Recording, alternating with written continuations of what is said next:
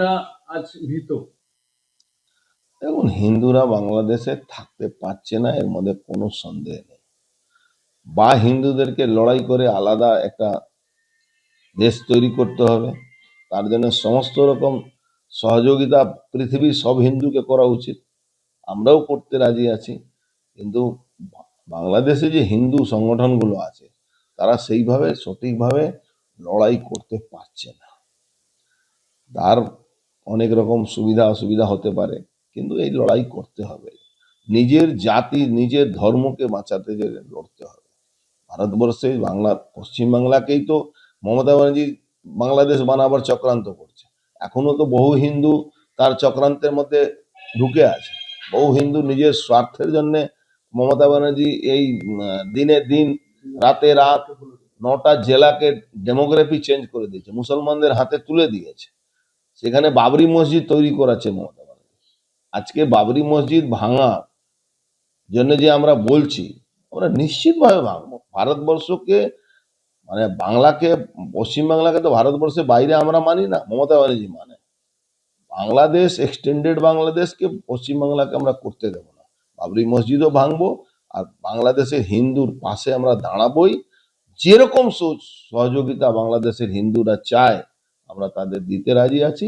আর তাদের সঙ্গে সঙ্গে পৃথিবীর হিন্দু, সারা মানে পৃথিবীর হিন্দু মোদিজির কাছে চাইছে মোদিজি এই বাংলাদেশকে সবক দেন। বাংলাদেশে আবার ভোট হচ্ছে না।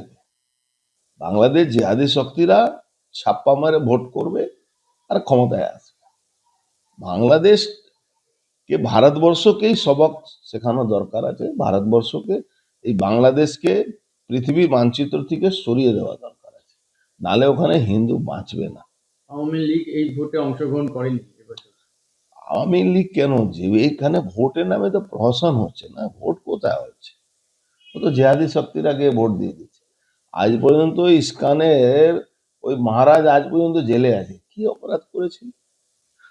এটাকে ভারতবর্ষকে মানে আমরা সবাই আবেদন করব ভারতবর্ষে। দেখুন, কোনো একটা দেশের উপরে আক্রমণ করা আমার মুখে বললে তো হবে না, অনেক রকম পরিস্থিতি থেকে সম্মুখ হতে হবে। কিন্তু ভারতবর্ষের সমস্ত পৃথিবীতে যেখানে হিন্দুরা থাকে তাদের মনে একটা ধারণা আছে কি আমাদের ভারতবর্ষের প্রধানমন্ত্রী মোদিজি হিন্দুদের পাশে দাঁড়াবেন আর ওখান থেকে হিন্দুদেরকে বাঁচাবেন। এটা আমাদের আবেদন, আবদার সবই বলতে পারেন। আমাদের শুধু না, পৃথিবীর যত হিন্দু আছে, পৃথিবীর যত মানুষ আছেন যারা হিন্দু আছেন, তাদেরকে এইটা ভাবতে হবে, এইটা আবেদন রাখতে হবে।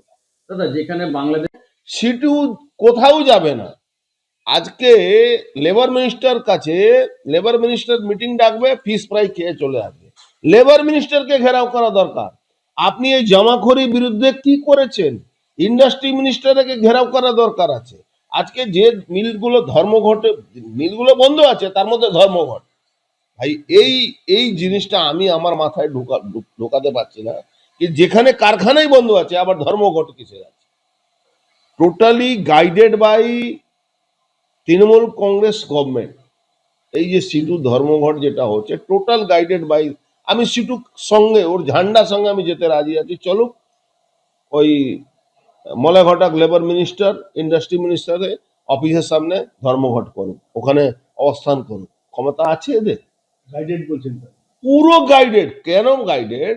কি যে কারখানাগুলো এমনি বন্ধ হয়ে গেছে, লেবার এখান থেকে পলায়ন করে যাচ্ছে, লোক এখান থেকে থাকছে না, চলে যাচ্ছে, যেখানে জামাখড়ি যারা পাট করছে তাদেরকে গ্রেফতার না করছে, আজকে মিলগুলো যেখানে বন্ধ আছে সেটা আবার ধর্মঘট করছে। কে কার দ্বারা গাইডেড? তৃণমূল দ্বারা গাইডেড হচ্ছে CI2 আন্দোলন। CI2 কে দিয়ে তৃণমূল কংগ্রেস সরকার এই আন্দোলনটা, যেখানে কারখানাই বন্ধ আছে সেখানে আন্দোলন করানো কোনো যুক্তি নেই। উচিত কি ছিল কি সিটু নেতৃত্ব দিক, আমি বলছি সিটুই নেতৃত্ব। আর লেবার মিনিস্টার আর ইন্ডাস্ট্রি মিনিস্টারে অফিস ঘেরাও আমরা করি, চলুন।